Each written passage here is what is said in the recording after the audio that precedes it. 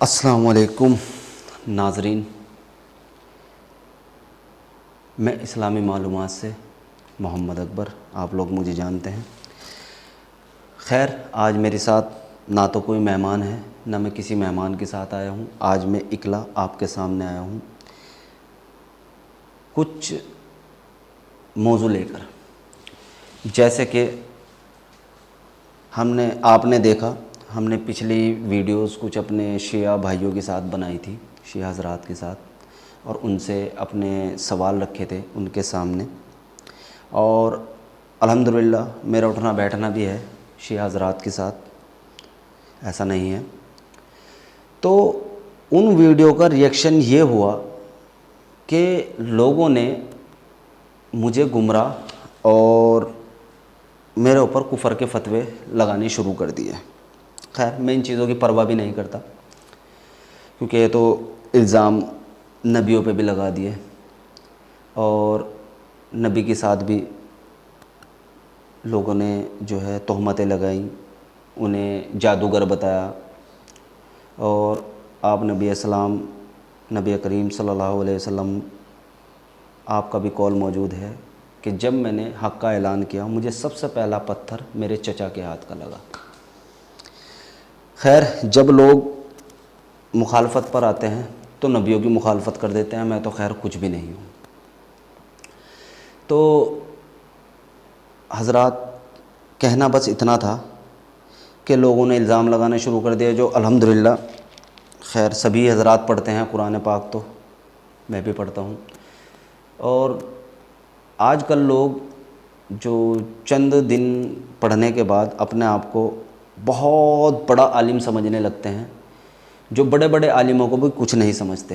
جیسے مولانا طارق جمیل صاحب کو بھی میری جب گفتگو ہو رہی تھی، ایک عالم ہیں، مفتی بننے والے ہیں، میں نے ان سے کہا جی مولانا طارق جمیل صاحب، تو انہوں نے چھوٹتے ہی یہ کہا کہ جی وہ عالم نہیں ہے، اور ایک دو نام میں نے انہیں اور گنوائے تو انہوں نے اس کا بھی انکار کر دیا کہ وہ بھی عالم نہیں ہے۔ خیر، کل ملا کے بات یہ ہے کہ اس سہارنپور میں ان کا ماننا ہے کہ وہی ایک عالم گھوم رہے ہیں۔ چلیے خیر، مجھے اس سے کوئی اعتراض نہیں ہے، اچھی بات ہے، اگر آدمی کو اپنے اوپر فخر ہے تو ہونا بھی چاہیے۔ لیکن افسوس اس بات کا ہے کہ آپ سکھا کیا رہے ہیں قوم کو، لوگوں کو کیا سکھا رہے ہیں؟ جو لوگ آپ پہ ٹرسٹ کرتے ہیں، بھروسہ کرتے ہیں، آپ ان کو کیا درس دے رہے ہیں؟ اس شخص نے یہ کہنا شروع کر دیا کہ جی قرآن نہ پڑھو ترجمے کے ساتھ ورنہ گمراہ ہو جاؤ گے۔ چلو، مجھے کوئی اعتراض نہیں تھا، وہ کہہ رہا، اس کی سوچ اس کے ساتھ ہے۔ لیکن اگر وہ یہ کہہ دیتا خالی کہ ترجمہ نہ پڑھو تو ایک چلنے والی بات تھی، لیکن ساتھ ایک مزید اضافہ کر دینا کہ گمراہ ہو جاؤ گے۔ تو صاحب، میرا ان سے سوال ہے، اور ہر اس شخص سے جو میرے مسلمان بھائی ہیں، میرے اپنے رشتہ دار، محلے والے، سب جو بھی جہاں تک بھی یہ ویڈیو پہنچے گی، ان سب سے، قرآن ہدایت کے لیے آیا تھا، گمراہی کے لیے نہیں آیا تھا۔ اور اللہ رب العالمین یہ فرماتے ہیں کہ تم جیسی نیت کرو گے میں ایسے فیصلے اتاروں گا۔ نیت کے اوپر سارا دار و مدار ہے، بخاری کی سب سے پہلی حدیث۔ تو جب سوچ یہ بن جائے گی لوگوں کی کہ قرآن کا ترجمہ پڑھنے سے گمراہ ہو جاتا ہے انسان، تو نیت پہ تو فیصلے اتر رہے ہیں، اور قرآن آیا ہدایت کے لیے۔ بھائی الحمدللہ میں ان کی بات سے اتفاق نہیں رکھتا بالکل بھی، یہ ان کا نظریہ ہے، انہیں مبارک۔ میں تو الحمدللہ جب بھی قرآن کھولتا ہوں ہدایت کی نیت کر کے کھولتا ہوں، اور اللہ رب العالمین مجھے ہدایت بھی دے گا انشاءاللہ، کیونکہ میرا رب جو ہے بڑا غفور الرحیم ہے، اس سے کوئی انکار نہیں ہے۔ تو جب حضرات نے یہ بات کہی تو خیر یہ تو قرآن سے بھی ہٹ کے ہے، تو جب قرآن سے دوری ہوگی تو ہم کیا سیکھیں گے؟ قرآن ہمیں ہدایت دینے کے لیے آیا تھا، اور یہ 2-4 دن کے لوگ اسے نعوذ باللہ استغفر اللہ کہنے لگ گیا کہ ترجمہ پڑھنے سے گمراہ ہو جاؤ گے۔ ارے بھائی، آپ قرآن میں غور و فکر تو کرو، جب انسان قرآن پڑھے گا تبھی تو سمجھے گا کہ اس میں لکھا کیا ہے۔ آپ کے سامنے آیتیں تو میرے پاس الحمدللہ پورا قرآن ہے، ہدایت ایک سے ایک آیت ہے، ایک سے بڑھ کر ایک۔ لیکن قرآن اس بارے میں کیا کہہ رہا ہے، کبھی ہم بھی غور و فکر کریں اس میں۔ بات انشاءاللہ دلیل کے ساتھ ہوگی، ایسی نہیں کہ اپنا نظریہ رکھا جائے گا۔ الحمدللہ میرا کوئی ایسا مزاج ہی نہیں ہے، اور نہ میں اس طرح کی گفتگو کرنے کا عادی۔ جیسے انہوں نے اپنا نظریہ رکھ دیا، مجھے نہیں پتہ انہوں نے کہاں سے سیکھا، کس نے بتایا، جس نے بھی بتایا میں تو مانتا نہیں کہ وہ صحیح بتایا۔ سورہ یوسف کی آیت نمبر پہلی اور دوسری، جب آپ سورہ یوسف پڑھیں گے کہ بسم اللہ الرحمن الرحیم الف لام را تلک آیات الکتاب المبین، اللہ رب العالمین کیا کہہ رہے ہیں اس میں؟ یہ روشن کتاب کی آیتیں ہیں۔ دوسری آیت انا انزلناہ قرآن عربیا لعلکم تعقلون، یقیناً ہم نے اس قرآن کو عربی زبان میں نازل فرمایا ہے تاکہ تم اسے سمجھ سکو۔ تو حضرت آپ جب یہ کہہ رہے کہ قرآن پڑھنا ترجمے کے ساتھ عالموں کا کام ہے، تو اس میں اللہ رب العالمین، یہ آیت قیامت تک پڑھی جائے گی، تو اس میں جو آیت پڑھ رہا اللہ رب العالمین اس سے مخاطب ہے کہ تاکہ تم اسے سمجھ سکو۔ ویڈیو اگر میری تھوڑی سی لمبی ہو جائے، خدا کے واسطے سے دیکھیے گا، انشاءاللہ بہت سارے سوالوں کے جواب اس میں آپ کو ملیں گے، اور دلیل کے ساتھ، کیونکہ میں اس بات سے اتفاق نہیں رکھتا۔ اور جو میں نے آپ کو یہ قرآن کی آیت بتائی، یہ واضح کر رہی ہے کہ اللہ نے بھی یہ فرما دیا کہ اسے سمجھنا ضروری ہے۔ اب ہم اس کے برعکس دیکھتے ہیں کہ حدیث کیا کہتی ہے۔ یہ کتاب ہے میرے ہاتھ میں، جامع ترمذی۔ جامع ترمذی میں جب ہم باب کھولتے ہیں قرآن کے مناقب کا،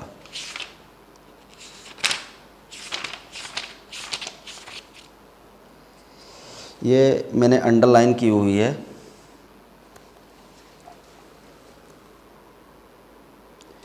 روایت یہاں سے شروع ہے، حدیث یہاں تک ہے۔ میں آپ کو یہاں سے نہ پڑھ کے صرف یہاں سے سناتا ہوں۔ حدیث نمبر ہے 2703، پیج نمبر، صفحہ نمبر 222۔ اس میں آگے سے ہی سنا رہا ہوں آپ کو۔ یہ بار بار دہرانے سے اور پڑھنے سے پرانا نہیں ہوتا، اس کے عجائب کبھی ختم نہیں ہو سکتے۔ اسے سن کر جن بھی کہہ اٹھیں گے ہم نے عجیب قرآن سنا جو ہدایت کی راہ بتاتا ہے، ہم اس پر ایمان لائے۔ جس نے اس کے مطابق بات کی اس نے سچ کہا، جس نے اس پر عمل کیا اس نے اجر پایا، جس نے اس کے مطابق فیصلہ کیا اس نے عدل کیا، اور جس نے اس کی طرف لوگوں کو بلایا اسے صراط مستقیم پر چلا دیا۔ یہ جامع ترمذی جلد 2، حدیث نمبر 2703۔ یہ حدیث کیا کہہ رہی، قرآن کی آیت کیا کہہ رہی۔ اب جو لوگ قرآن سے روک رہے، اللہ رحم فرمائے، خیر جو لوگ قرآن سے روک رہے ان کے بارے میں کیا خیال کریں، جس میں ایک آیت اور ہے جس کا ترجمہ بتا دیتا ہوں میں آپ کو۔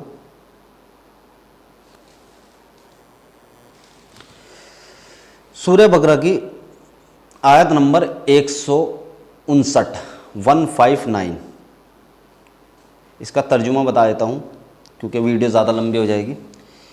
جو لوگ ہماری اتاری ہوئی دلیلوں اور ہدایت کو چھپاتے ہیں باوجود یہ کہ ہم اسے اپنی کتاب میں لوگوں کے لیے بیان کر چکے ہیں، ان لوگوں پر اللہ کی اور تمام لعنت کرنے والوں کی لعنت ہے۔ اب لوگ جو کہہ رہے کہ قرآن نہ پڑھو ترجمے کے ساتھ ورنہ گمراہ ہو جاؤ گے، اللہ رب العالمین تو اس میں وضاحت کر رہا ہے لوگوں کے لیے۔ لوگ کون ہیں؟ ہم لوگ ہیں نا، ہمارے لیے یہ قرآن اترا، سب کے لیے، امت مسلمہ کے لیے، جو مسلمان ہیں سب کے لیے۔ اب ہمارے پہ تو لوگوں نے ٹھوک دیا کفر کا فتویٰ، اور کن لوگوں نے، جن سے اگر میں سوال کرنے لگوں تو وہ یہ کہیں گے کہ ہمیں کچھ پتہ ہی نہیں، عالم بتائیں گے۔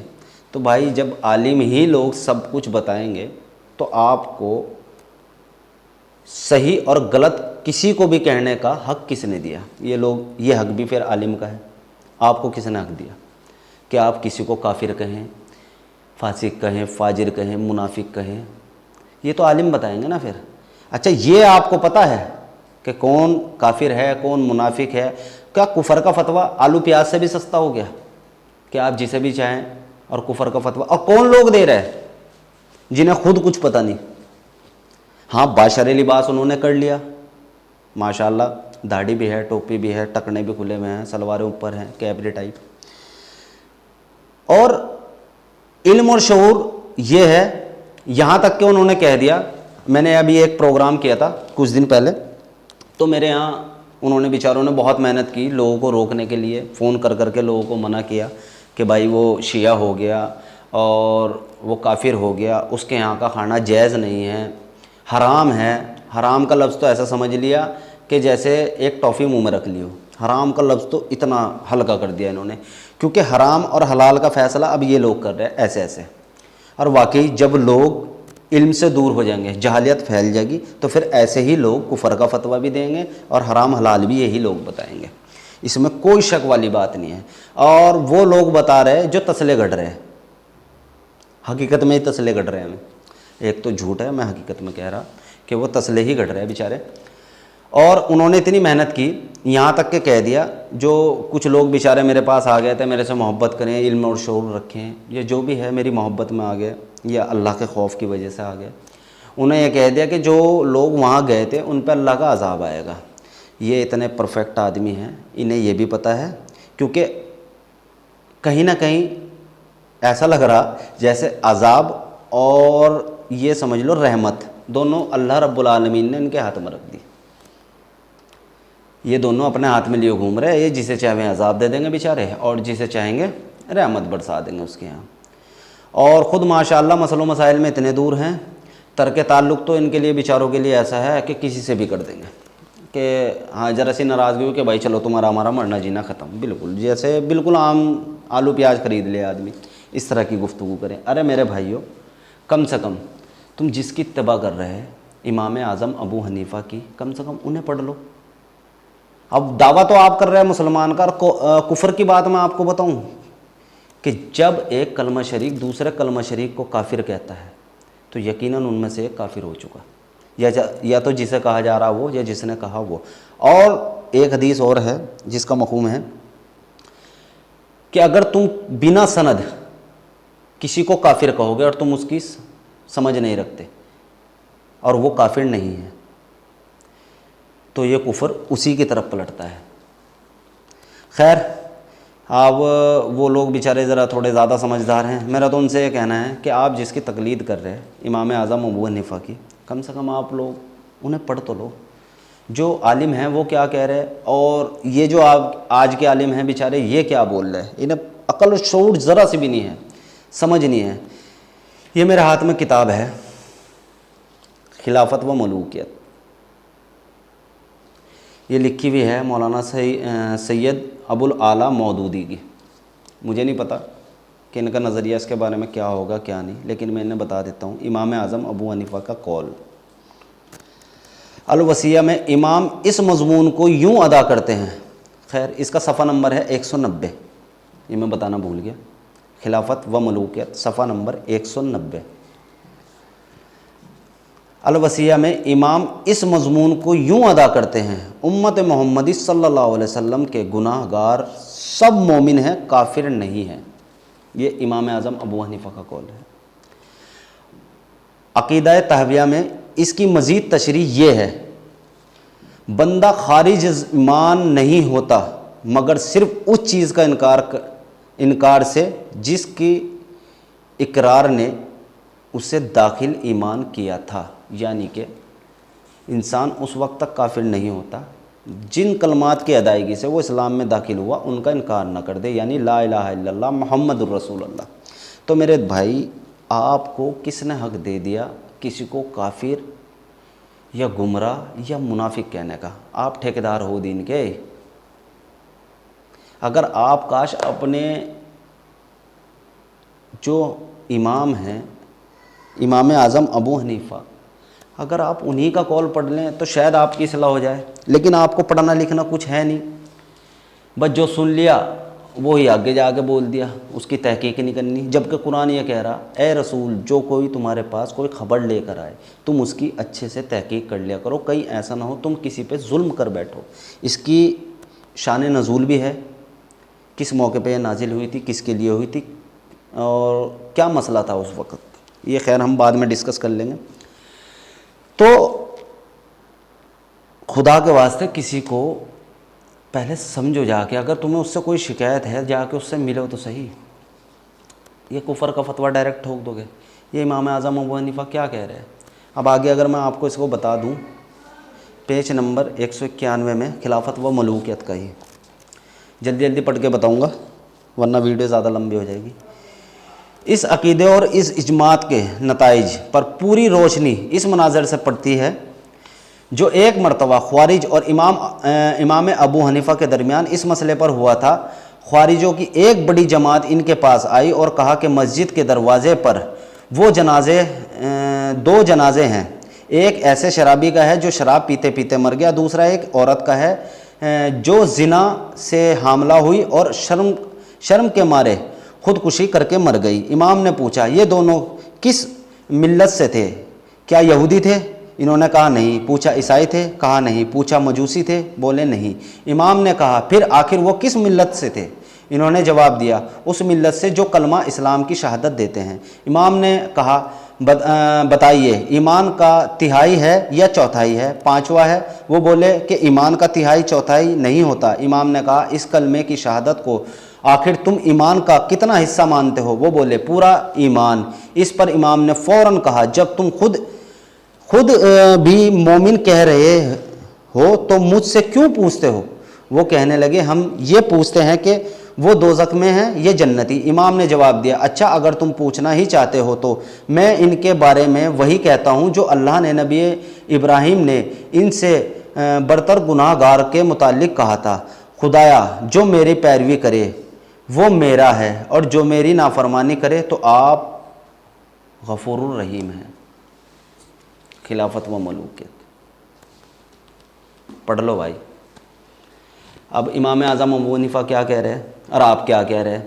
آپ کس کی مان رہے ہیں، کس کی اتباع کر رہے ہیں؟ کوئی نیا امام بنا لیا آپ نے، کیا کیا؟ مطلب بتاؤ تو صحیح، کس حساب سے کافر ہو گیا میں، کس حساب سے گمراہ ہو گیا، تھوڑا بتاؤ تو صحیح۔ مطلب کچھ بھی جو منہ میں بول دیا۔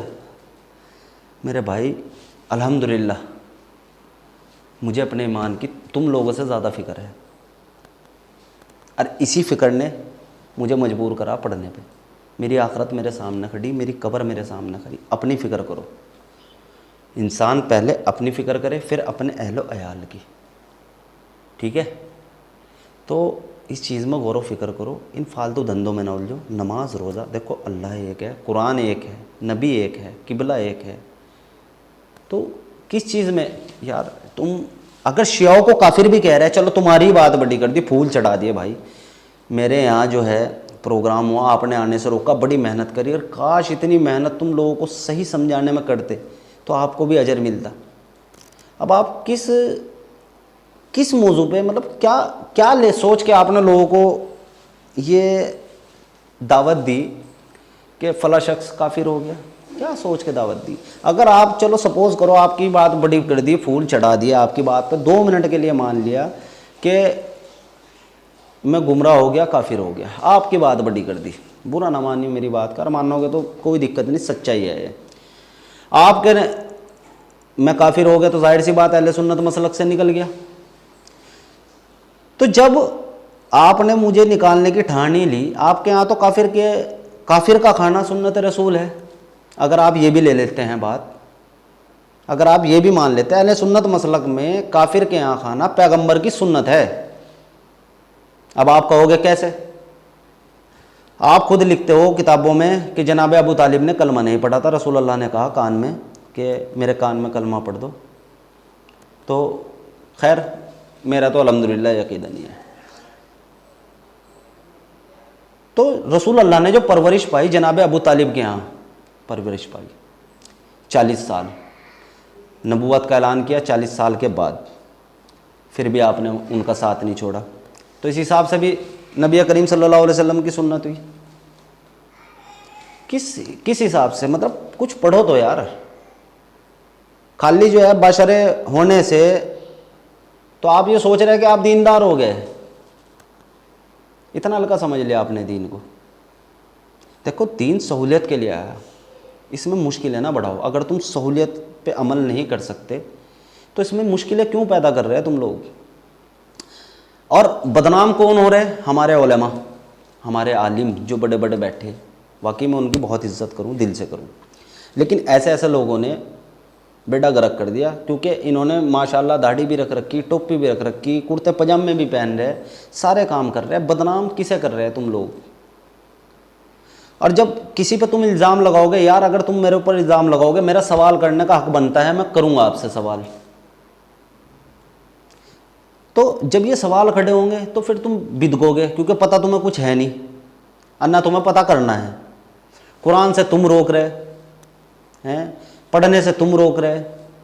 مطلب کیا پھر کرنا کیا چاہ رہے ہیں؟ جاہل رکھنا چاہ رہے ہیں قوم کو؟ کیا مسئلہ ہے آپ بتاؤ مجھے. تو خدا کے واسطے کسی پہ الزام نہ لگاؤ, اپنی اصلاح کرو. اور اگر تمہیں کوئی کچھ لگ رہا, مجھے اپنا مانتے ہو, ویسے تو خیر اس بات سے ظاہر ہے کہ تم کیا سمجھ رہے ہیں, لیکن پھر بھی میں آپ لوگوں کو نہیں چھوڑ سکتا, میں آپ کو اپنا مانتا ہوں. تو میری اصلاح کرو, آ کے بیٹھو, جب بات چیت کرو گے, لیکن تعصب لے کے نا تعصب سے بات نہ کرنا. محبت سے آؤ, محبت سے سمجھاؤ. جو میرے نبی کا کردار ہے, میرے نبی کا کردار پڑھو. آپ نے پڑھا, اس پہ عمل بھی کرو. عمل نہیں کرنا چاہ رہے آپ لوگ. قرآن ہمیں کیا تعلیم دے رہا, یہ تو خیر اس سے تو آپ دوسروں کو بھی بھگا رہے. ہمارے جو علماء بیٹھے ہیں مدرسوں میں, جو بڑے بڑے عالم ہیں, یہ کبھی اس طرح کی گفتگو نہیں کرتے, یہ کبھی کسی پہ اس طرح کے فتوے الزام نہیں ٹھوکتے. تو آپ سے بھی میری درخواست ہے, ہاتھ جوڑ کے اس طرح کی گفتگو کرنا بند کرو. اور یہ جو فرضی عالم بنے ہوئے گھوم رہے ہیں یہاں اس ایریا میں, ان سے بھی میں یہ کہوں گا کہ بھائی تھوڑا پڑھو بھی. صرف جو سنا اس پہ عمل نہ کرو, اس کی تحقیق بھی کرو. تحقیق ضروری ہے, کیونکہ علم کا حاصل کرنا ہر مومن مرد اور عورت پر فرض ہے, لازم. تو اس کی خیر غور و فکر کرو, اور دوسرے کی انگلی نہ کرو بھائی, خدا کے واسطے. اگر کچھ غلط دیکھ رہے ہو سب بتاؤ, ان میں مشکلیں نہ بڑھاؤ. اگر آپ آسانی پیدا نہیں کر سکتے, آپ سے اتنی ریکویسٹ ہے. انشاءاللہ اگلے موضوع پہ ہم گفتگو کریں گے اگلی ویڈیو میں, اور دلیل کے ساتھ. جو اعتراضات مجھ پہ لگائے انشاءاللہ انہیں دلیل کے ساتھ ختم کروں گا, دلیل پیش کروں گا کتابوں سے, اہل سنت مسلک کی کتاب سے, نہ کہ کسی اور سے. تو خیر میری ریکویسٹ ہے, اگر کچھ غلط سلط اس میں بولا ہو, خدا کے واسطے معافی چاہوں گا. اگر کسی کی دل آزاری ہوئی, میرا مقصد کسی کا دل دکھانا نہیں ہے, لیکن جب میرے پہ الزام لگا تو مجھے بھی ظاہر سی بات ہے افسوس ہوا ہوگا. میں بھی فرشتہ نہیں ہوں, انسان ہی ہوں. تو میں نے صرف اسی لیے یہ ویڈیو بنائی. اور انشاءاللہ اگلی جو ہماری ویڈیو بنے گی, ہمارے اہل سنت مسلک سے ایک ہمارے عالم ہیں, دوست ہیں ہمارے, انہیں ہم آپ کی خدمت میں لائیں گے. عمر ان کی کافی چھوٹی ہے, لیکن ماشاءاللہ علم سے بھرپور ہے. تو تب تک کے لیے جڑے رہیے آپ ہمارے چینل اسلامی معلومات سے. میں آپ کا بھائی محمد اکبر انشاءاللہ جلدی آپ کی خدمت میں حاضر ہوں گے ایک نئی ویڈیو کے ساتھ. السلام علیکم.